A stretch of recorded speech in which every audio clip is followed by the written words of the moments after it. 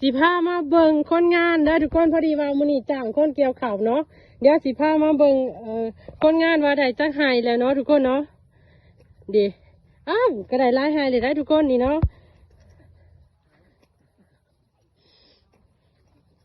อ้าวคือพากันนั่งวะแหละเป็นอะไรเด้อ้าวจ้างว่าเกี่ยวข้าวเพี้ยนพากันนั่งวะแหละมันมีเข่าอยู่บ่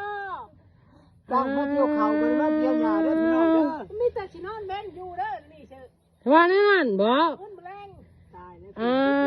วรูปแล้วทุกคนนอนบ่แล้วบ้างแน่อ้า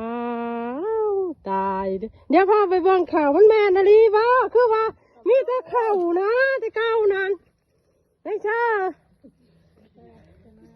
อ้าวโอ้ยแม่นความเขาเจ้าบรีทุกคนเอ้ยเบิ่งแน่มีแต่หญ้าลีโอ้ยบ่ตีแน่นี่เนาะเป็นไผกับเช้าคือกันเท่านี้ได้